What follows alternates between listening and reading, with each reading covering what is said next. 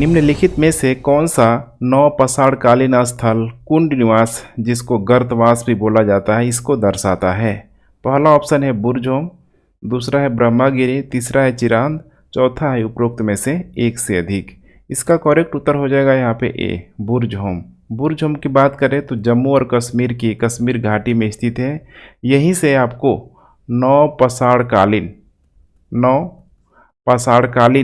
लोगों के जीवन के बारे में जानकारी मिलती है। यहाँ पे सबसे जो बहुमूल्य जानकारी मिलती है वो है यहाँ पे गर्तावास, अर्थात लोग यहाँ पे देखेंगे तो ज़मीन पे गड्ढा खोद कर ये लोग रहते थे और बाहर जो द्वार होता था वहाँ पे आग जला देते थे और आग के साथ साथ बड़े बड़े पत्थरों का प्रयोग करते थे ताकि कोई हिंसक जानवर इनके घरों में प्रवेश कर न पाए। अब बड़े बड़े जब पत्थरों का प्रयोग किया जाता था तो इसी को यहाँ पे लिंक कर सकते हैं, यहाँ पे महापाषाणकालीन, ध्यान रखिएगा, महापाषाणकालीन स्थल से भी इसको लिंक किया जा सकता है। भारतीय इतिहास के संदर्भ में दोहरी सरकार का सिद्धांत संदर्भित करता है। नंबर 1 है यहाँ पे क्रमशः ईस्ट इंडिया कंपनी और ब्रिटिश सरकार के बीच। तो ये तो ऐसे ही गलत हो जाए क्योंकि यहाँ पे बात की जा रही है भारतीय इतिहास के संदर्भ में, तो यहाँ पे दोनों का संबंध विदेशियों से है, बिल्कुल गलत हो जाएगा। ईस्ट इंडिया कंपनी और भारतीय शासकों के बीच क्रमशः आर्थिक और राजनीतिक शक्तियों का विभाजन किया गया था। ये बिल्कुल करेक्ट होगा क्योंकि बंगाल में हम लोग बात करें तो ईस्ट इंडिया कंपनी और भारतीय शासक जो भी बंगाल का नवाब होता था उन दोनों के बीच यहाँ पे आर्थिक और राजनीतिक शक्तियों का विभाजन किया गया था। इस प्रकार देखें तो बी यहाँ पे उपयुक्त आंसर आपको दिखाई दे रहा होगा। दोहरी सरकार यानी केंद्र और राज्य सरकारों का परिचय, प्रांतों को सौंपे गए विषयों का विभाजन 2 श्रेणियों में किया गया था। सी और डी यहाँ पे बिल्कुल अस्पष्ट यहाँ पे जानकारी दे रहे हैं, लेकिन बी यहाँ पे हो जाएगा करेक्ट उत्तर। यहाँ पे बात करें हम लोग दोहरी सरकार के बारे में तो देखिए बिल्कुल यह एक अनूठा तरीका था जहाँ आर्थिक और राजनीतिक शक्तियों को क्रमशः ईस्ट इंडिया कंपनी और भारतीय शासकों के बीच विभाजित किया गया था। इसकी शुरुआत की बात करें हम लोग तो रॉबर्ट क्लाइव के द्वारा खासकर बक्सर के युद्ध के बाद से जब इलाहाबाद की संधि हुई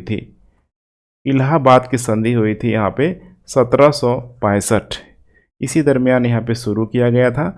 1765 से लेकर देखा जाए तो 1772 तक बंगाल में दोहरी सरकार की यहाँ पे स्थापना हुई थी, जब तक कि 1773 का रेगुलेटिंग एक्ट यहाँ पे नहीं आ चुका था। दोहरी प्रशासन की देखा जाए तो कुछ विशेषताएं थी, जैसे कि यहाँ पे दीवानी जो अधिकार था पूरी तरीके से अंग्रेज़ों के कंट्रोल में था। वही हम लोग बात करें यहाँ पे निजामत कर सकते हैं या फिर आपराधिक मामला वाला जो भी यहाँ पे अकाउंटेबिलिटी से आप समझ सकते हैं, जवाबदेहिता का जो भी मामला होता था वो यहाँ पे नवाब के अधीन रखा गया था। इस प्रकार इसके संदर्भ में कहा भी जाता है कि कंपनी को बिना किसी जिम्मेदारी के सभी अधिकार मिल गए, जबकि नवाब को बिना शक्ति के सभी जिम्मेदारियां मिल गई। तीसरा प्रश्न है, यूरोपीय व्यापारी कंपनियों को भारत में उनके ठिकानों के साथ सुमेलित कीजिए। जैसे कि नंबर 1 दिया है यहाँ पे पुर्तगाल का यहाँ पे संबंध हो जाएगा पणजी से, पणजी पे उनका व्यापारी केंद्र था। इसके अलावा हो जाएगा डच मसूलीपट्टनम, उसके बाद है यहाँ पे ब्रिटिश मद्रास, और उसके बाद हो जाएगा फ्रांसीसी, लास्ट में जो बच जा रहा है डी पौंडीचेरी। आइए बारी बारी से हम लोग यहाँ पे देख लेते हैं। नंबर 1 बात करते हैं हम लोग यहाँ पे पुर्तगालियों की, तो यूरोपीय कंपनियों में आने वाले सबसे पहले थे, जैसे कि 1498 में वास्को डिगामा समुद्री मार्ग से भारत आया हुआ था। इसके बाद इन लोगों के द्वारा अलग अलग क्षेत्रों पे अपना व्यापारिक केंद्र बनाया गया, जैसे कि कालीकट बहुत इम्पोर्टेंट है, कालीकट। वैसे ही यहाँ पे हो जाएगा कन्नूर, कोचिन, इसके अलावा यहाँ पे दिया हुआ है पणजी। इन सारे क्षेत्रों पे कंट्रोल करके व्यापारिक बस्ती बनाया गया। उसके बाद है यहाँ पे डचों ने यहाँ पे देख पा रहे मसूलीपट्टनम में 1602 ईस्वी में व्यापारिक कंपनियों को 1602 में यहाँ पे किया गया था। मसूलीपट्टनम में अपना पहला कारखाना बनाया हुआ था। इसके बाद बात करते हैं हम लोग ब्रिटिश मद्रास, ठीक है। तो यहाँ पे मद्रास पे देखा जाए कब कंट्रोल किया गया था ब्रिटिशों के द्वारा, तो 1639 में मद्रास में। इसके बाद देखेंगे यहाँ पे 1661 में बम्बई मिल गया। आप लोग कमेंट करेंगे कि अंग्रेज़ों को बम्बई किससे मिला। इसके बाद यहाँ पे हो जाएगा 1690 में कलकत्ता में ब्रिटिशरों का यहाँ पे धीरे धीरे कंट्रोल होने लगा। लास्ट में बच जा रहा है यहाँ पे फ्रांसीसी, तो 1673 में पौंडीचेरी में फ्रांसीसियों का यहाँ पे कंट्रोल हो गया। यहाँ पे भी है 4 नंबर प्रश्न है, सुमेलित कीजिए। यहाँ पे लेखक है, इसके अलावा इधर यहाँ पे रचना दिया हुआ है। देख पा रहे हैं यहाँ पे हिस्ट्री का पूरा मिक्स क्वेश्चन है, चाहे हम लोग एंशिएंट की बात कर ले, मिडिवल, मॉडर्न, सबका यहाँ पे पूरा मिक्स क्वेश्चन आपको देखने के लिए मिलेगा। नंबर 1 है यहाँ पे तेनाली रामा, अलसनी पेदी, भट्टमूर्ति, इसके अलावा है तिम्मन। तेनाली रामा के द्वारा जो यहाँ पे लिखा गया, कृष्णदेव राय के काफ़ी इम्पोर्टेंट कह सकते हैं, ठीक है, खास व्यक्तियों में से एक तेनाली रामा। इनके द्वारा यहाँ पे लिखा गया पांडवरंग महामत्यम। उसके बाद यहाँ पे हो जाएगा अलसनी पेदी, इनको आंध्र प्रदेश का, ठीक है, कवि के रूप में जाना जाता है। अलसनी पेदी, इनके द्वारा लिखा गया है यहाँ पे मनु चरित्र। भट्टमूर्ति के द्वारा लिखा गया है यहाँ पे नरसु भूपालियम, और तिम्मन के द्वारा लिखा गया है यहाँ पे परिजात हरण प्रबंध। इस प्रकार देखा जाए तो यहाँ पे करेक्ट उत्तर आप लोग आसानी से मैच कर सकते हैं, जैसे कि ए का हो जाएगा 4, बी का 2, सी का 3 और डी का हो जाएगा 1। तो ए का हो जाएगा 4 और डी का हो जाएगा 1। ऐसे देख पा रहे हैं, एक ही सटीक उत्तर आपको दिखाई दे रहा होगा। करेक्ट उत्तर हो जाएगा यहाँ पे सी। निम्नलिखित में से मोहनजोदड़ो के खोजकर्ता कौन है? जॉन मार्शल नहीं होगा, जेम्स प्रिसेप नहीं होगा, आर्चिबाल्ड कार्लाइल ये भी नहीं होगा, आर डी बनर्जी ये करेक्ट उत्तर हो जाएगा यहाँ पे डी। आर डी बनर्जी की बात करें तो यह एक प्रसिद्ध पुरातत्वविद और एक संग्रहालय विशेषज्ञ भी थे। उन्होंने ज़्यादातर देखा जाए तो सिंधु घाटी सभ्यता के महत्वपूर्ण खोजकर्ता के रूप में यहाँ पे जाना जाता है। बाकी और भी नाम हम लोग देख लेते हैं, जैसे कि यहाँ पे है जॉन मार्शल, भारतीय पुरातत्व सर्वेक्षण में जॉन मार्शल महानिदेशक हुआ करते थे। वैसे ही यहाँ पे है James Prinsep, Asiatic Society of Bengal पत्रिका के संपादक रहे हैं। उन्होंने प्राचीन भारत में खरोष्टी और ब्राह्मी लिपियों का अर्थ निकाला, बहुत इम्पोर्टेंट है ब्राह्मी। इसके अलावा हो जाएगा यहाँ पे खरोष्टी लिपि का अर्थ निकाला। सी में है यहाँ पे आर्चिबाल्ड कार्लाइल। रॉक चित्र, पत्थरों पे जो यहाँ पे चित्र बना रहता है, रॉक चित्रों की पहली खोज इसी के द्वारा यहाँ पे किया गया था। टाइम पीरियड है 1867-68 के आसपास। जैसे कि इसका बहुत अच्छा एग्जाम्पल है भीम बेटका की गुफाओं में जो बना हुआ है पूरा जो रॉक चित्र है, यहाँ पे रेखीय चित्र भी उसको यहाँ पे बोला जाता है।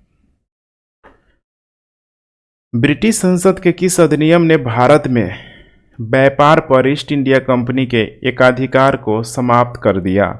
विनियमन अधिनियम गलत है, पिट्स इंडिया एक्ट गलत है 1784 वाला, 1813 का चार्टर अधिनियम, यही मेरे ख्याल से करेक्ट उत्तर होना चाहिए सी। 1813 के चार्टर अधिनियम हम लोग देख लेते हैं। इस अधिनियम ने भारत में ब्रिटिश संपत्ति पर क्राउन की संप्रभुता पर यहाँ पे जोड़ दिया। कंपनी के शासन को देखा जाए यहाँ पे तो 20 वर्षों के लिए यहाँ पे बढ़ा दिया गया था। इसके अलावा सबसे इम्पोर्टेंट चाय, अफीम और चीन के साथ व्यापार को छोड़कर उनका व्यापार अधिकार यहाँ पे समाप्त कर दिया गया था। इसने स्थानीय सरकारों को सर्वोच्च न्यायालय के अधिकार क्षेत्र के अधीन लोगों पर कर लगाने का अधिकार भी यहाँ पे दे दिया गया था। ठीक से, टैक्स लगाने का अधिकार दे दिया गया था। कंपनी का लाभांश इसमें देखेंगे तो 10.5% तय किया गया था। 19वीं सदी में किसने औपनिवेशिक शासन के दौरान औद्योगिकरण को अस्वीकृत किया और एक महत्वपूर्ण आर्थिक उन्नति का दावा किया? बिपिन चंद्र गलत हो जाएगा। तपन राय चौधरी ये भी गलत है। मॉरिस डेविस मॉरिस ये यहाँ पे करेक्ट उत्तर हो जाएगा। और चौथा यहाँ पे तोरू मैटेस्यू ये भी यहाँ पे गलत हो जाएगा। अब यहाँ पे आपको समझने की ज़रूरत है कि 19वीं सदी में किसने औपनिवेशिक शासन के दौरान औद्योगिकरण को अस्वीकृत यहाँ पे किया हुआ था। यहाँ पे आपको संदर्भ में समझने की ज़रूरत है, 19वीं सदी के संदर्भ में समझने की ज़रूरत है। जैसे कि यहाँ पे अलग अलग विचारधाराएं तो मौजूद थी। देखा जाए तो राष्ट्रवादी अर्थशास्त्री भी थे, राष्ट्रवादी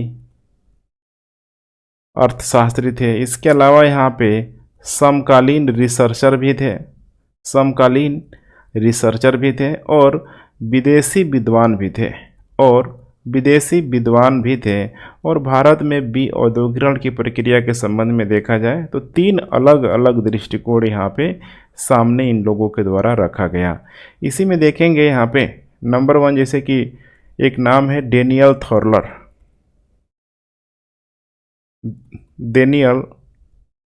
थॉर्नर द्वारा पहला परिप्रेक्ष्य यहाँ पे दिया गया कि 19वीं सदी के अंत और 20वीं सदी के शुरुआत में औद्योगिकरण के यहाँ पे स्पष्ट प्रमाण थे, औद्योगिकरण के स्पष्ट प्रमाण थे।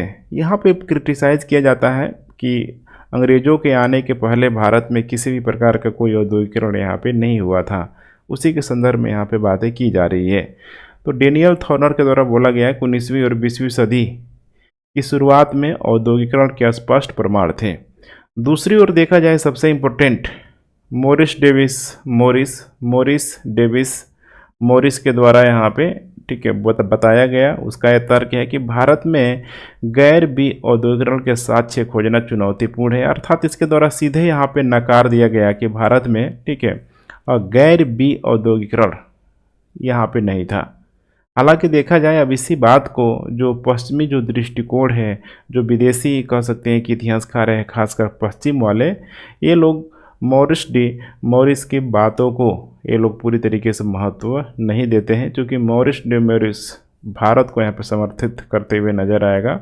जबकि यहाँ पे देखेंगे जो ब्रिटिश या फिर जो भी यहाँ पे यूरोपीय जो इतिहासकार हैं वे लोग अपने ही लोगों को वे लोग सपोर्ट करते हुए नजर आएंगे।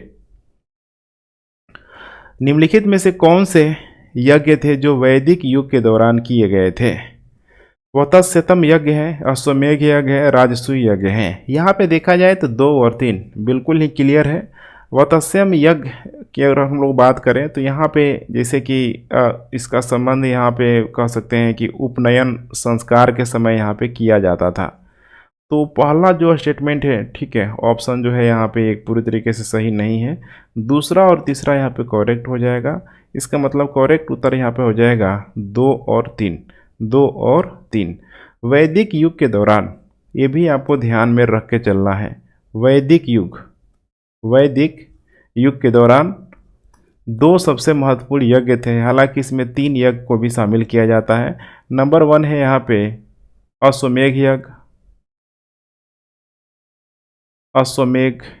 यज्ञ, दूसरा यहाँ पे हो जाएगा वाजपेयी यज्ञ, और तीसरा यहाँ पे हो जाएगा यहाँ पे राजसूय यज्ञ। इन यज्ञों का उद्देश्य था राजा की सर्वोच्च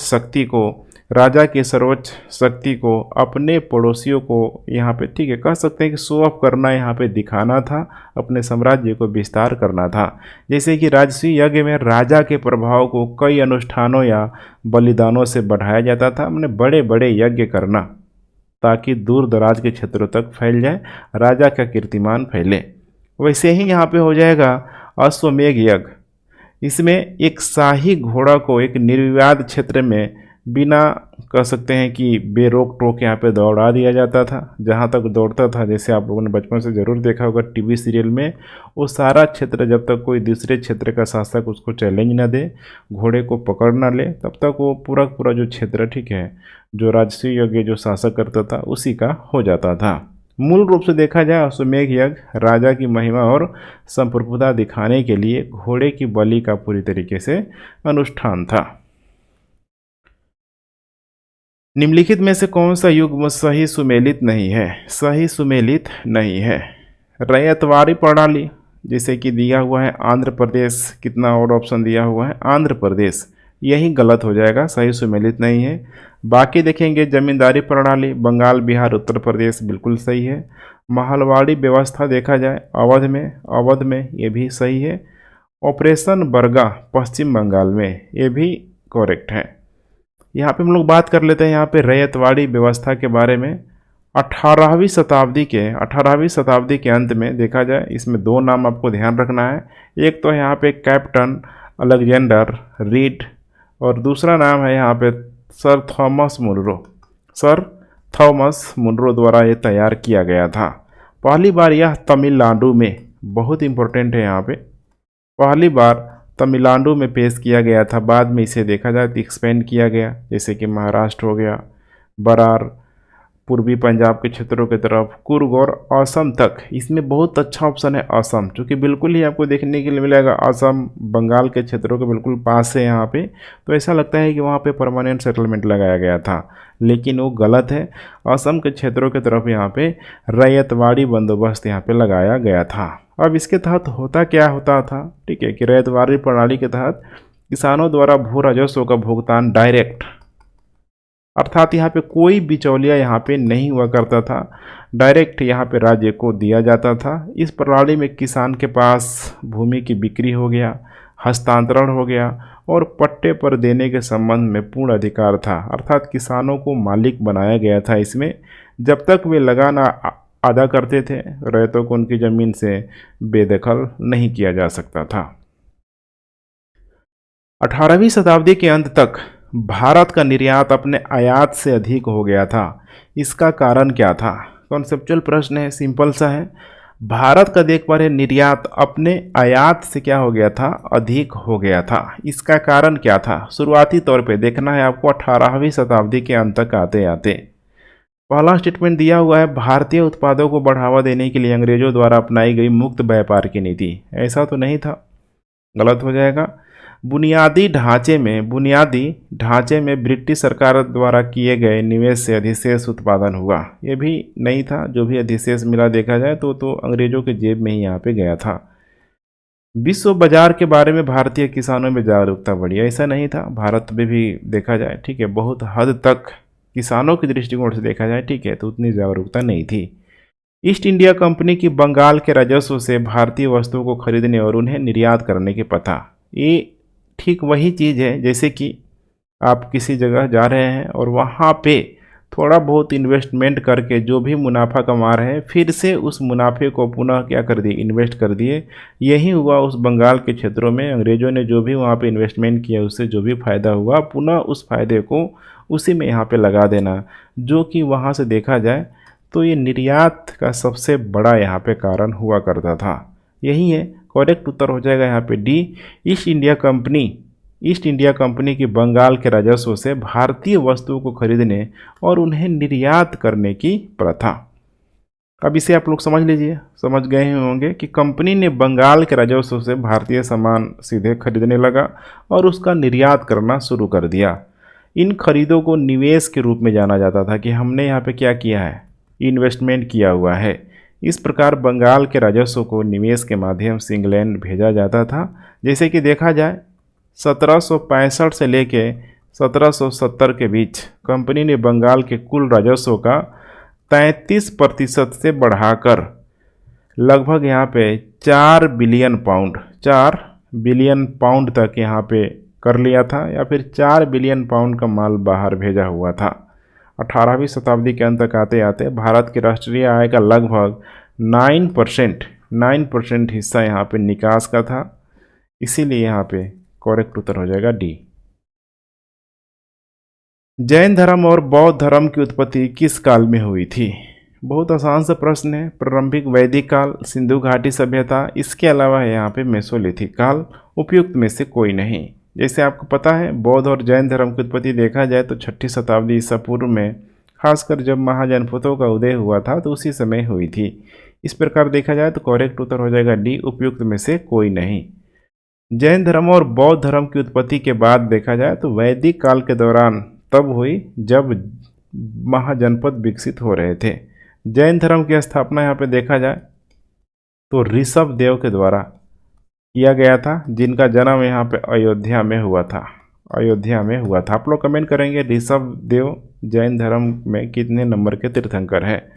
और इनका प्रतीक हुआ करता था बैल, ऋषभ देव का, काफ़ी इंपॉर्टेंट है। और बौद्ध धर्म की स्थापना देखा जाए तो गौतम बुद्ध के द्वारा दिया गया था, जिन्हें बचपन में सिद्धार्थ के नाम से भी जाना जाता था। गौतम बुद्ध का जो जन्म हुआ था लुम्बिनी में, ये बहुत इंपॉर्टेंट है, लुम्बिनी में हुआ था और उनका विवाह यशोधरा से हुआ था। उनका एक बेटा था जिनका नाम था राहुल। निम्नलिखित में से कौन सा भारत का सबसे पुराना संगठन है? Bombay association, Poona Sarvajanik Sabha, land holder society, Madras native association. इसका करेक्ट उत्तर हो जाएगा C, land holder society. Land holder society, क्योंकि इसकी स्थापना यहाँ पे देखा जाए तो ज़मींदारों के द्वारा यहाँ पे किया गया था, इसीलिए इसको ज़मींदारी एसोसिएशन के नाम से भी जाना जाता है। ज़मींदारी एसोसिएशन के नाम से भी जाना जाता है, जिसे आधुनिक भारत का पहला राजनीतिक संघ, ये भी बहुत इंपॉर्टेंट है, पहला राजनीतिक संघ कहा जा सकता है या फिर माना जाता है। इसे औपचारिक रूप से मार्च 1838 में कलकत्ता से शुरू किया गया था। कलकत्ता से शुरू किया गया था। इसकी स्थापना देखा जाए तो जमींदारों के हितों की रक्षा के लिए, जमींदारों के हितों की रक्षा के लिए किया गया था। इसके संस्थापक सदस्य पूछा जा सकता है, बहुत सारे नाम हैं, जैसे कि राधाकांत देव, द्वारकानाथ टैगोर, प्रसन्न कुमार टैगोर, राजकमल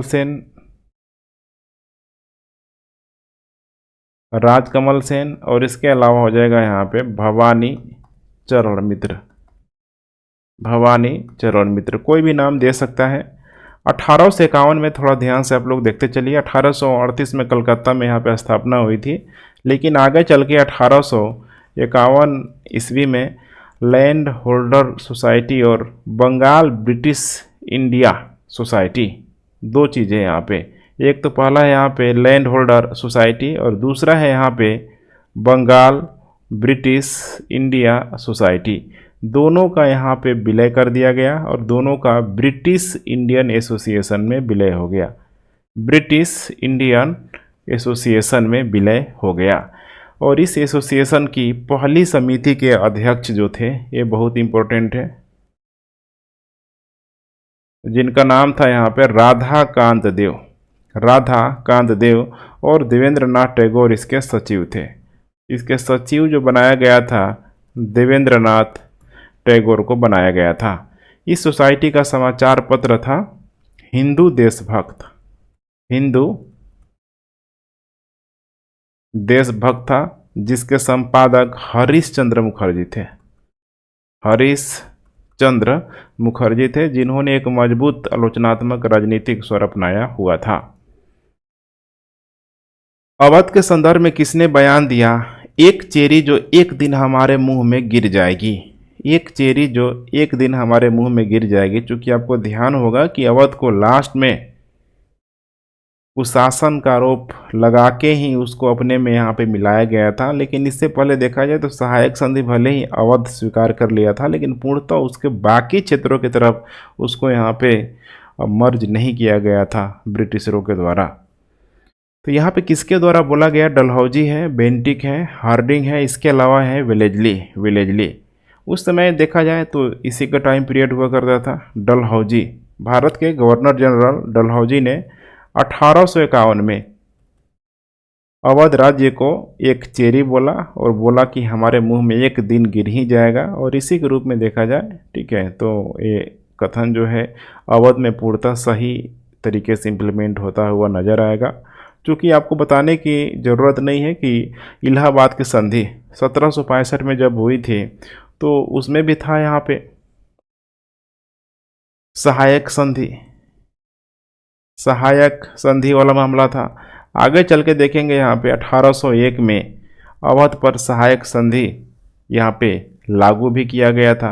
1765 में देखेंगे तो कुछ इसी टाइप का था यहाँ पे कि यहाँ पे बफर स्टेट के रूप में ज़रूर इसको यहाँ पे बनाया गया था। ब्रिटिश सैनिक यहाँ पे भी रहते थे। 1801 में फिर वही काम किया गया। तो इस चीज़ को आपको समझना है। कुल मिला के देखा जाए तो अवध की जोग्राफिकल लोकेशन हो गया, एग्रीकल्चर एरिया था, खासकर इंडिगो हो गया, कपास वगैरह भी वहाँ पे होता था। इन सारे चीज़ों को लेके ब्रिटिश तो चाहते थे कि हर हाल में पूरी तरीके से उनका कंट्रोल हो जाए, और ये अच्छा तरह देखा जाए आदर्श रूप से ऊपरी भारत के प्रमुख बाजार में विकसित होने के लिए स्थित था, और उम्मीद की जा रही थी कि जल्द से जल्द इसका यहाँ पे विलय कर लिया जाए। लेकिन अंतिम में वही वाजिद अली शाह, आपको ध्यान होगा बेगम हजरत महल, ठीक है, जिसकी पत्नी थी, तो फिर उसी समय वहाँ पे वाजिद अली शाह को कुशासन का आरोप लगा के फिर इसको यहाँ पे विलय कर लिया गया। निम्नलिखित में से कौन सी नदी मगध से होकर बहती है? गंगा और कृष्णा, कृष्णा और तुंगभद्रा, गंगा और सोन, नर्मदा और तापी। काफ़ी आसान सा प्रश्न है। करेक्ट उत्तर हो जाएगा यहाँ पे सी, गंगा और सोन नदियाँ मगध से होकर बहती थी।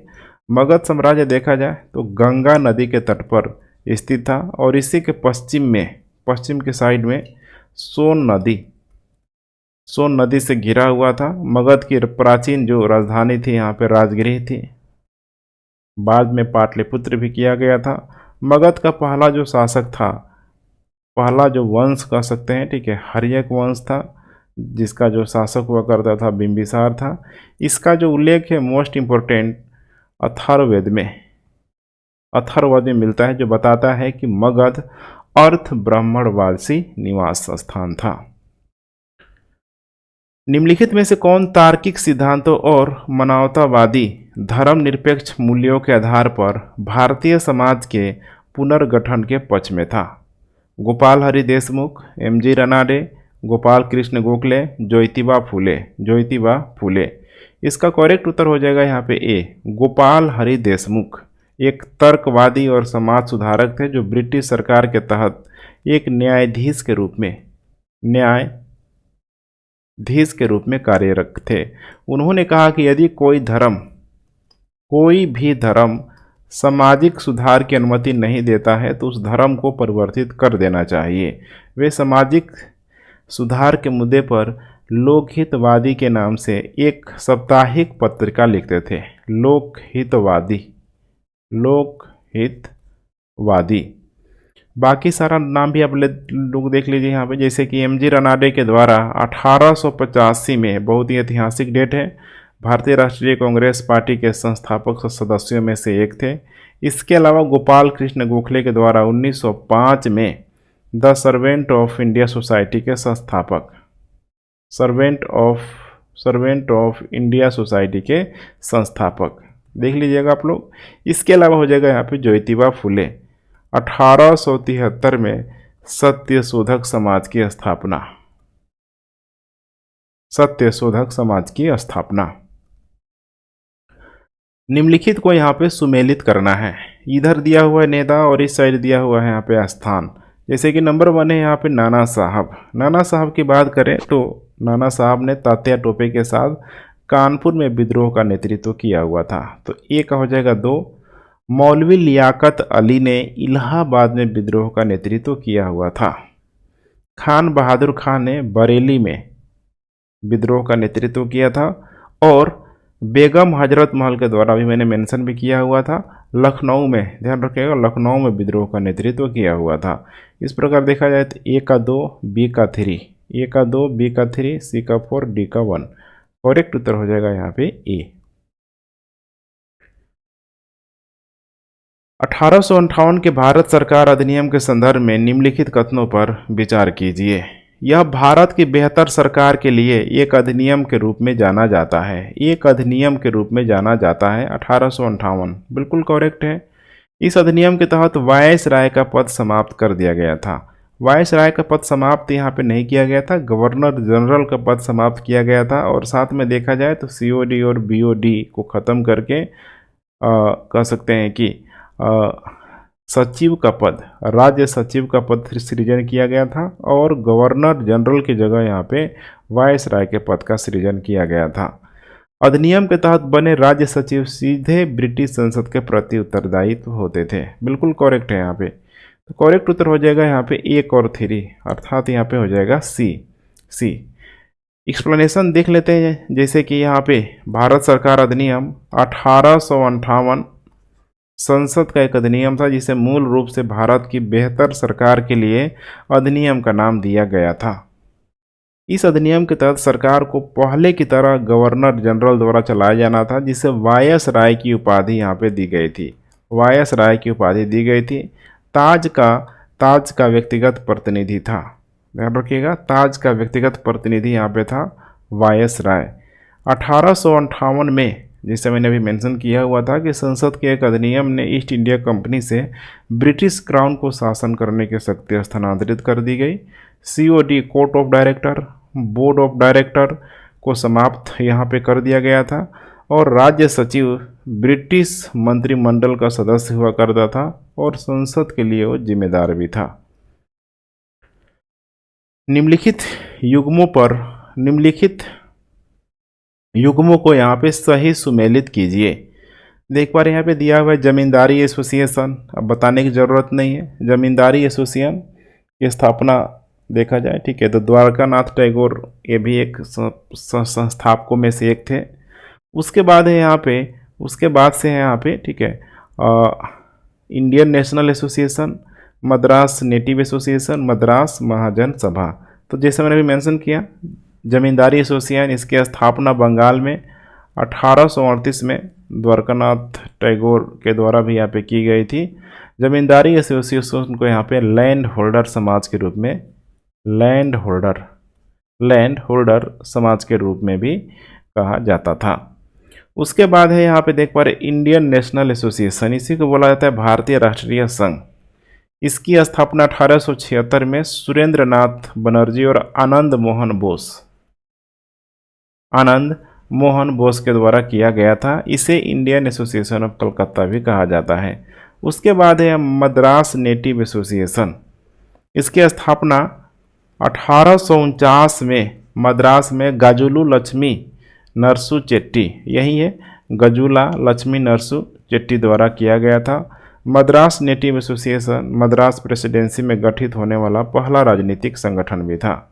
लास्ट में यहाँ पे मद्रास महाजन सभा 1884 में मद्रास महाजन सभा की स्थापना की गई थी। इसमें कुछ इम्पोर्टेंट नाम है, जैसे कि वीर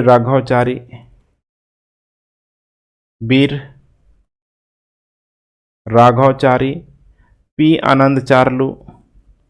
आनंद चार्लू और इसके अलावा बी सुब्रमण्यम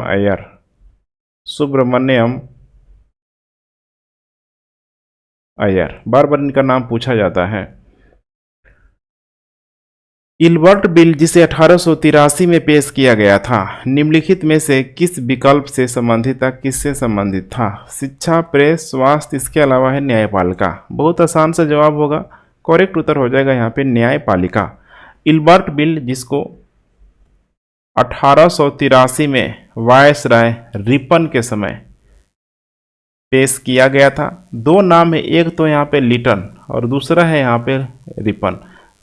लिटन यहाँ पे जो लगा हुआ है, जितना भी कह सकते हैं कि कड़ा कानून था, बहुत सारा कड़ा कानून लिटन ने लाया हुआ था, लेकिन रिपन के द्वारा उसमें लचीलता प्रदान करने की कोशिश किया गया। इसी के एवज में रिपन को, ठीक है, अपने पद से त्यागपत्र भी देना पड़ा। तो यही है 1883 में वायसराय रिपन के कार्यकाल के दौरान पेश किया गया था। इल्बर्ट बिल है क्या, इसे हम लोग समझ लेते हैं। इल्बर्ट बिल, इसमें भारतीय न्यायाधीशों और मजिस्ट्रेटों को भारत में ब्रिटिश विषयों से जुड़े मामलों पर सुनवाई या अध्यक्षता करने की शक्ति देने के प्राथमिक उद्देश्य के साथ पेश किया गया था। इस बिल ने भारत और ब्रिटेन में मौजूद ब्रिटिश लोगों में पूरी तरीके से कोहराम मचा दिया, क्योंकि इसमें एक और प्रावधान था कि जो भी यहाँ पे भारतीय न्यायाधीश होगा, मजिस्ट्रेट होगा, वो यहाँ पे अंग्रेज़ों के जो भी अधिकारी थे, जो भी लोग थे भारत में, ब्रिटिश भारत में, उनकी भी ये लोग सुनवाई कर सकते थे। यही सबसे बड़ा क्रिटिसिज्म का कारण था। यहाँ पे बहुत अधिक क्रिटिसाइज किया गया। रिपन को अपना त्यागपत्र भी देना पड़ा था। भारत के सांस्कृतिक इतिहास के संदर्भ में निम्नलिखित युग्मों पर विचार कीजिए। देख पा रहे नेस्त्र है, श्रमण, तपस्वी और अर्घ्यु। ध्यान से देखते चले। नेस्त्र का यहाँ पे संबंध है बलि पुजारी। बलि पुजारी बिल्कुल ही करेक्ट है। देखा जाए यहाँ पे ऋत्विज, ये कुछ नाम है, आपको ध्यान में रखना होगा। ऋत्विज बलि का पुजारी था और इसमें यज्ञ में कार्यरत सभी प्रकार के पुजारियों को शामिल किया गया था। जैसे कि इसमें कुछ इम्पोर्टेंट नाम है, देखते चलिए। होत्री, पुत्र, वैसे ही है यहाँ पे नेस्त्र, अग्निद, अर्घ्यु, इन सारे नामों से सब लोग परिचित होंगे। इसके अलावा है ब्राह्मण। ब्राह्मण ऋत्विज में मौजूद 7 पुजारी मौजूद है यहाँ पे, जो कुछ पुजारियों का नाम यहाँ पे दिया गया है बलि पुजारी के रूप में। उसके बाद है यहाँ पे श्रमण, तपस्वी और क्या होते थे, तो ये त्यागी। ध्यान रखिएगा, त्यागी। इनको यहाँ पे परिव्राजक भी बोला जाता था, त्यागी और पथि को। जैसे कि श्रमण की बात करें, श्रमण प्राचीन भारत के तपस्वियों और त्यागियों को संदर्भित करता है। श्रमण में विभिन्न प्रकार के तपस्वी, साथ ही भिक्षु, विभिन्न संप्रदाय के अनुयायी शामिल थे। जैसे कि बौद्ध, जैन, उस समय आजीवक संप्रदाय भी चल रहा था, जैसे कि मखली गोसाल के द्वारा उसकी स्थापना किया गया था। वैसे ही उसी समय देखेंगे यहाँ पे तो चरवाक की विचारधाराएं भी चल रही थी। कई सारे, ठीक है, विचारधाराएं एक साथ यहाँ पे चल रही थी। उपासक की बात करें हम लोग तो बौद्ध धर्म के अनुयायियों को भी बोला जाता है। और लास्ट में है यहाँ पे अर्घ्यु, बौद्ध धर्म के अनुयायी। बौद्ध धर्म के अनुयायी जो कि कह सकते हैं प्रशासनिक पुजारी के रूप में मौजूद थे। अर्घ्यु यहाँ पे बौद्ध धर्म के, ठीक है, ध्यान रखिएगा, अर्घ्यु का मतलब प्रशासनिक पुजारी है, बौद्ध धर्म से इसका संबंध नहीं है, प्रशासनिक पुजारी। तो करेक्ट उत्तर यहाँ पे हो जाएगा 1, 2 और 3, तीनों का तीनों सही सुमेलित है। ईसा पूर्व 4वीं शताब्दी के संदर्भ में मैसेडोनिया के सिकंदर ने भारत में प्रवेश करने के लिए निम्नलिखित में से किस दर्रे का प्रयोग किया हुआ था? बचपन से पढ़ रहे होंगे। बनिहाल दर्रा है, खैबर दर्रा है, जो जिला दर्रा है, पीर पंजाल दर्रा है। क्योंकि देखा जाए ये जो भारत की जो इधर उत्तर पूर्वी हिमालय जो क्षेत्र से बिल्कुल अभेद था, लेकिन ये हिंदुकुश की पहाड़ियों की तरफ देखेंगे, ठीक है, तो धीरे धीरे कई सारे पासेज थे, उन पासेज से, उन दर्रों से होकर बहुत सारे विदेशियों का आक्रमण समय समय पे होता रहा। जैसे कि सर्वप्रथम आक्रमण डेरियस प्रथम के नेतृत्व में ईरान का जो हुक्मनी साम्राज्य हुआ करता था उसने किया था। आगे चल के देखेंगे तो उस हुक्मनी साम्राज्य को पराजित करते हुए सिकंदर ने भारत पे एंट्री किया हुआ था। वो एंट्री किया हुआ था खैबर दर्रा के माध्यम से, खैबर दर्रा के माध्यम से। टाइम पीरियड की बात करें हम लोग तो 4वीं शताब्दी ईसा पूर्व में यूनानी और ईरानी दुनिया के वर्चस्व के लड़ाई के लिए लड़ रहे थे। खासकर देखा जाए मैसेडोनिया के सिकंदर के नेतृत्व में यूनानियों ने अंतः ईरानी साम्राज्य को, जिसको उस समय हम लोग हकमनी साम्राज्य के नाम से जानते हैं, हकमनी साम्राज्य के नाम से जानते हैं, उसको नष्ट कर दिया। सिकंदर ने न केवल एशिया माइनर और इराक पर बल्कि ईरान पर भी विजय प्राप्त की। तो यहाँ पे एशिया माइनर, जिसको वर्तमान में तुर्की के नाम से भी जाना जाता है, एशिया माइनर, इसके अलावा इराक, इन सारे क्षेत्रों को यहाँ पर रौंदते हुए आएगा।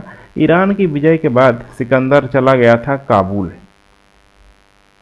काबुल, और फिर वहीं से उसने 326 ईसा पूर्व में खैबर दर्रे से भारत की ओर प्रस्थान किया।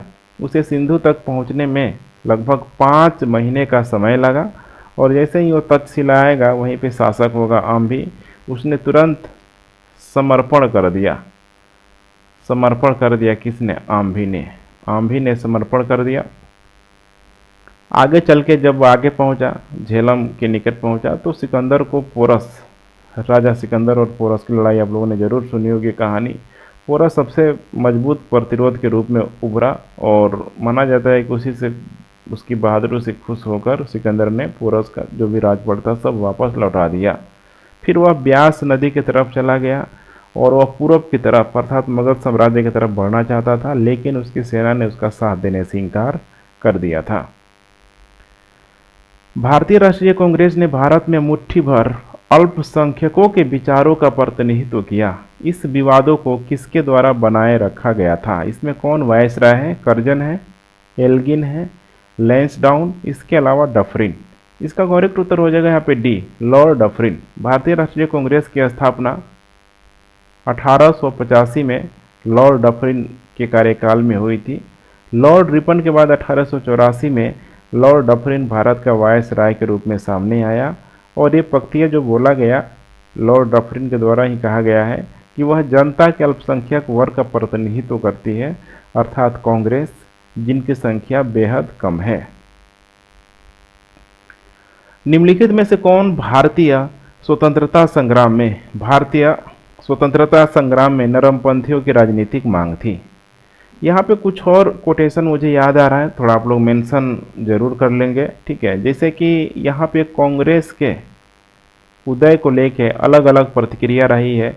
जैसे कि यहाँ पे वायसराय कर्जन आएगा, कर्जन के द्वारा बोला जाएगा कि कांग्रेस अपनी मृत्यु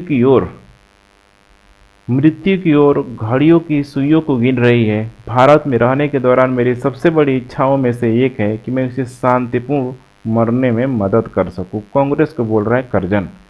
ठीक वैसे ही यहाँ पे बंकिम चंद्र चटर्जी के द्वारा बोला गया कि कांग्रेस के जो लोग हैं पदों के भूखे हैं। तीसरा नाम है यहाँ पे बाल गंगाधर तिलक के द्वारा बोला गया कि अगर हम वर्ष में एक बार मेढक की तरह टर्राएंगे तो हमें कुछ नहीं मिलेगा।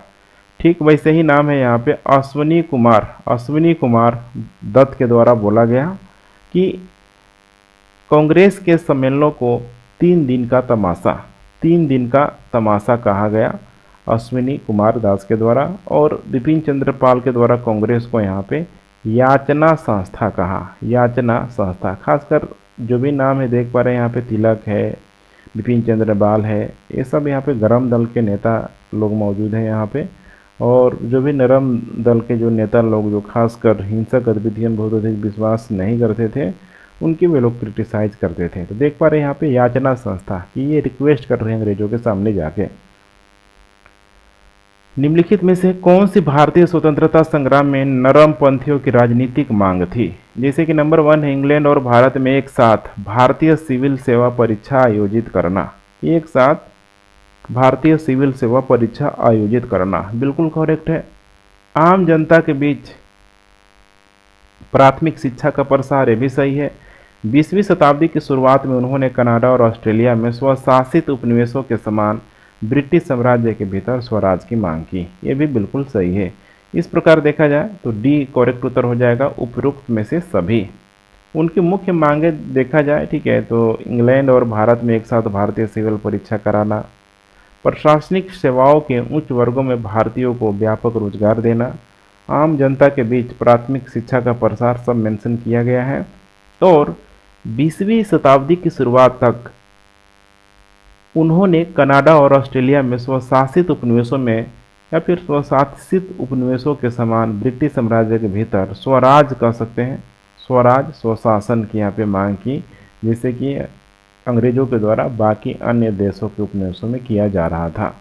सैन्य खर्च में कमी का भी प्रावधान किया गया था। न्यायपालिका को कार्यपालिका से हटाना, अर्थात कह सकते हैं कि जुडिशरी को एग्जीक्यूटिव से सेपरेट करना, ब्रिटिश साम्राज्य के भीतर भारत को स्वशासन का अनुदान कर सकते हैं, ठीक है। उन्होंने विभिन्न विधान परिषद के विस्तार के लिए प्रार्थना किया जो प्रशासन को लोकप्रिय नियंत्रण की ओर ले जा सके। प्रेस की स्वतंत्रता और भाषण पर प्रतिबंध को हटाने का भी रिक्वेस्ट किया गया। हथियार अधिनियम का उन्मूलन जो कि लोगों की स्वतंत्रता को भंग करता है। न्यायपालिका को कार्यपालिका से सेपरेट करना, बिल्कुल मैंने बता दिया था अभी। लोकतंत्र और राष्ट्रवाद के समर्थक थे और अंग्रेजों के शोषणकाली संबंध को यहाँ पे ठीक है कह सकते हैं कि थोड़ी बहुत छूट दी जा सकती थी। मौर्य प्रशासन के दौरान शीताध्यक्ष किसका अध्यक्ष होता था? शाही खजाना, सीमा शुल्क, खान, इसके अलावा है कृषि। करेक्ट उत्तर हो जाएगा यहाँ पे डी, कृषि। शीताध्यक्ष कृषि का अधीक्षक होता था।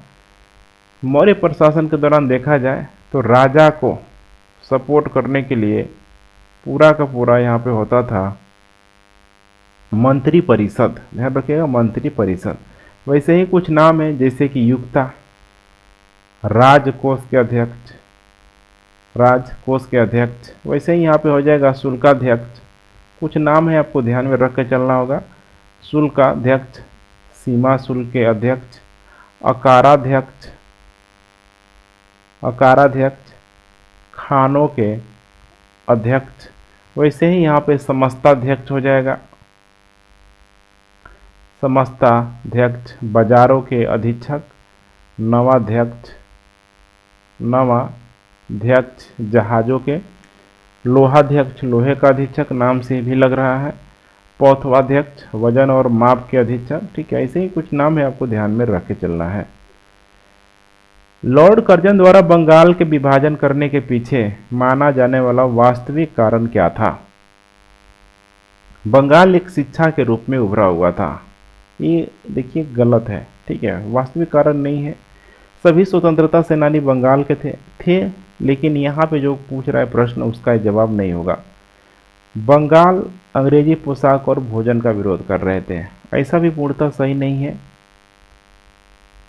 चौथा है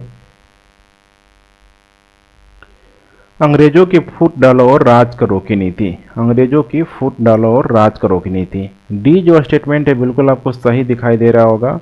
लॉर्ड कर्जन द्वारा बंगाल के विभाजन के पीछे माना जाने वाला वास्तविक कारण अंग्रेजों की फूट डालो और राज करो की नीति थी। 19 जुलाई 1905 को भारत के तत्कालीन वायसराय लॉर्ड कर्जन द्वारा बंगाल के विभाजन की घोषणा की गई थी और 16 अक्टूबर 1905 को इसको लागू भी किया गया था। इसमें कारण जो बताया गया था कि प्रशासन को आसान बनाना था, लेकिन वास्तविक कारण बंगाल में बढ़ते राष्ट्रवाद को कमजोर करना था। कर्जन के अनुसार बताया गया था कि हमने विभाजन क्यों किया, तो इसने बोला था कि दो प्रांत बंगाल जैसे कि आधुनिक पश्चिम बंगाल, उड़ीसा और बिहार और पूर्वी बंगाल और यहाँ पे असम होंगे। कारण था यहाँ पे प्रशासन को ठीक है आसान बनाना। सूची 1 को सूची 2 से सुमेलित कीजिए तथा नीचे दिए गए कूट में सही उत्तर चुनिए। यहाँ पे दिया हुआ है जैसे कि नंबर 1 है यहाँ पे हावड़ा षड्यंत्र केस।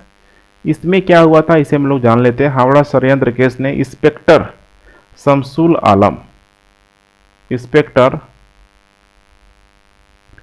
शमसुल आलम जो बंगाल पुलिस में उपाधीक्षक और खुफिया अधिकारी था, इसकी यहाँ पे 24 जनवरी 1910 को हत्या कर दी गई थी। और जतीन्द्र नाथ मुखर्जी और नरेंद्र नाथ भट्टाचार्य को एक एक वर्ष की कारावास की सज़ा सुनाई गई थी। तो यहाँ पे ए का हो जाएगा यहाँ पे 3 जतीन्द्र नाथ मुखर्जी। दूसरा है यहाँ पे लाहौर षड्यंत्र केस, चूँकि आपको ध्यान होगा लाहौर में साइमन कमीशन के विरोध के दौरान लाला लाजपत राय की मृत्यु हो गई थी। लाला लाजपत राय की यहाँ पे मृत्यु हो गई थी और इसी दरमियान देखेंगे हिंदुस्तान सोशलिस्ट रिपब्लिक एसोसिएशन उस समय बन चुका था। HSRA में कन्वर्ट यहाँ पे हो चुका था और उसमें जो इम्पोर्टेंट जैसे कि कुछ कह सकते हैं कि क्रांतिकारी जो लोग थे जैसे कि भगत सिंह, वैसे ही यहाँ पे राजगुरु, इन लोगों के द्वारा 17 दिसंबर 1928 को जॉन सैंडर्स जो कि सहायक पुलिस अधीक्षक था, जब लाहौर में लाठीचार्ज किया गया था जिससे लाला लाजपत राय की मृत्यु हो गई थी, उसको गोली मार दी गई थी। तो इसीलिए यहाँ पे बी का करेक्ट यहाँ पे उत्तर हो जाएगा लाहौर षड्यंत्र केस राजगुरु। ध्यान रखिएगा हो जाएगा यहाँ पे राजगुरु, काफ़ी इंपॉर्टेंट है यहाँ पे राजगुरु। उसके बाद सी में है यहाँ पे दिल्ली षड्यंत्र केस। उस समय देखेंगे भारत के तत्कालीन वायसराय लॉर्ड हार्डिंग द्वारा उसकी हत्या के लिए रास बिहारी बोस की अध्यक्षता में किया गया था। इसमें देखेंगे बसंत कुमार विश्वास, अमीर चंद, अवध बिहारी, ऐसे सारे नाम आपको देखने के लिए मिल जाएगा। इस दिल्ली षड्यंत्र मामले के मुकदमे में दोषी ठहराया गया था और फांसी दे दिया गया था। यहाँ पे दिया हुआ मास्टर अमीर चंद का संबंध हो जाएगा दिल्ली षड्यंत्र केस से। अलीपुर षड्यंत्र केस, यहाँ पे देखेंगे एक बम कांड की साजिश है, 1908 में हुई थी। अलीपुर बॉम्बे केस ट्रायल मुजफ्फरपुर के जिला न्यायाधीश की हत्या को प्रयास को संदर्भित करता है। इसमें अरविंदो घोष का नाम आता है। अरविंदो घोष को अलीपुर बम मामले में चितरंजन दास के द्वारा बचाव किया गया था। निम्नलिखित में से कौन सा पशु सारनाथ स्तंभ में बुद्ध के ज्ञान की प्राप्ति का प्रतिनिधित्व करता है? ज्ञान की प्राप्ति का प्रतिनिधित्व करता है। नंबर 1 है घोड़ा, बैल, सी, उसके बाद है हाथी। यहाँ पे देखने की जरूरत है कि कह रहा है कि कौन सा पशु सारनाथ स्तंभ में बुद्ध के ज्ञान की प्राप्ति का प्रतिनिधित्व करता है। इसका करेक्ट उत्तर हो जाएगा यहाँ पे सी। सारनाथ स्तंभ के चारों पशुओं को 4 दिशाओं का प्रतिनिधित्व करते हुए दिखाया गया है। जैसे कि नंबर 1 है यहाँ पे घोड़ा, दौड़ता हुआ घोड़ा दिखाया हुआ है और घोड़े जो है यहाँ पे कंथक को प्रतिनिधित्व करता है, जिसे बुद्ध ने राजसी जीवन से दूर जाने के लिए इस्तेमाल किया हुआ था। बैल है यहाँ पे, वृषभ राशि चक्र को यह दर्शाता है जिस महीने बुद्ध का जन्म हुआ था। सी हो जाएगा यहाँ पे जब बुद्ध को आत्मज्ञान की प्राप्ति हुई थी। करेक्ट उत्तर यही है सी। उसके बाद एक हाथी जो है यहाँ पे देखेंगे, ठीक है, रानी माया के सपने को दर्शाता है। एक सफेद हाथी उनके गर्भ में प्रवेश करता है। मार्ले मिंटो सुधार के बारे में निम्नलिखित में से कौन सा कथन सही नहीं है? इसने केंद्रीय विधान परिषद में आधिकारिक बहुमत बनाए रखा, लेकिन प्रांतीय विधान परिषदों को गैर आधिकारिक बहुमत दिया हुआ था। मार्ले मिंटो सुधार की बात की जा रही है 1909 की। ऐसा गलत है, सही नहीं है। इसने पृथक निर्वाचक मंडल की अवधारणा को स्वीकार करके मुसलमानों के लिए सांप्रदायिक प्रतिनिधित्व की एक प्रणाली पेश की। यहाँ पे देखेंगे तो ये तो यहाँ पे पूछ रहा है कि कौन सही नहीं है ना, ठीक है, लेकिन ये सही है, ए बी भी सही है, ध्यान रखिएगा, ठीक है। सी है इसने संपत्ति, कर या शिक्षा के आधार पर सीमित लोगों को मताधिकार प्रदान किया हुआ था। अब सी जो है यहाँ पे सही नहीं है। करेक्ट उत्तर हो जाएगा यहाँ पे सी। करेक्ट उत्तर हो जाएगा सी। चूंकि देखा जाए 1909 के अधिनियम को मार्ले मिंटो सुधार के नाम से भी जाना जाता है। मार्ले आपको पता होना चाहिए, भारत सचिव था उस समय और मिंटो भारत का तत्कालीन वायसराय हुआ करता था। क्योंकि भारत सरकार अधिनियम 1919 में देखिए जब चुनाव होगा तो उस समय संपत्ति, कर या शिक्षा के आधार पर सीमित लोगों को मताधिकार प्रदान किया गया था। तो 1909 के संदर्भ में सी जो स्टेटमेंट सही प्रतीत नहीं होता है। 1916 में लखनऊ समझौते के दौरान निम्नलिखित में से किस व्यक्ति ने कांग्रेस का प्रतिनिधित्व किया हुआ था? महात्मा गांधी, लाला लाजपत राय, बाल गंगाधर तिलक, इसके अलावा है दादा भाई नौरोजी। अब 1916 में लखनऊ समझौते के दौरान कौन था यहाँ पे? करेक्ट उत्तर हो जाएगा सी, बाल गंगाधर तिलक। लखनऊ समझौता बाल गंगाधर तिलक के नेतृत्व में भारतीय राष्ट्रीय कांग्रेस और मोहम्मद अली जिन्ना के नेतृत्व में अखिल भारतीय मुस्लिम लीग द्वारा किया गया था। इसे कांग्रेस ने 29 दिसंबर को अपने लखनऊ अधिवेशन में और लीग ने 31 दिसंबर को अपनाया हुआ था। लखनऊ में हुई इस बैठक में कांग्रेस की उदारवादी और कट्टरपंथी शाखाओं का पुनर्मिलन हो गया था। लखनऊ समझौते को हिंदू मुस्लिम एकता के लिए आशा की किरण के रूप में भी देखा गया था। बौद्ध धर्म में त्रिरत्न क्या दर्शाता है? बुद्ध, धम्म, संघ। संयोगवश देखा जाए पहला ही स्टेटमेंट यहाँ पे सही है, बुद्ध, धम्म, संघ। बौद्ध धर्म के बारे में जान लगते हैं। इसकी जो स्थापना देखा जाए तो गौतम द्वारा किया गया था। एक पीपल के पेड़ के नीचे गौतम को, या फिर कह सकते हैं, ठीक है, बुद्ध को यहाँ पे 49 दिनों के बाद बिहार में बोधगया में उनको ज्ञान की प्राप्ति हुई थी। बुद्ध ने अपना पहला उपदेश सारनाथ यूपी में दिया था और इस आयोजन को यहाँ पे धर्म चक्र परिवर्तन के नाम से भी जाना जाता है। उन्होंने मध्यम मार्ग को अपनाया या फिर मध्यम मार्ग की शिक्षाएं दी। मध्यम मार्ग की शिक्षाएं कह सकते हैं कि मोक्ष प्राप्ति को लेके या फिर अष्टांगिक मार्ग को लेके भी यहाँ पे बात की जाती है। चार आर्य सत्य की यहाँ पे बात की जाती है। उत्तर प्रदेश के कुशीनगर में उनका निधन हो गया और इस आयोजन को महापरिनिर्वाण के नाम से भी जाना जाता है। बौद्ध धर्म के जो 3 रत्न हैं, जैसे कि बुद्ध की शिक्षाएं हो गया, संघ है यहाँ पे ध्यान रखिएगा जो बौद्ध धर्म का यहाँ पे पालन करते हैं, वैसे ही यहाँ पे धम्म भी है। तो तीनों को आपको ध्यान में रख के चलना है।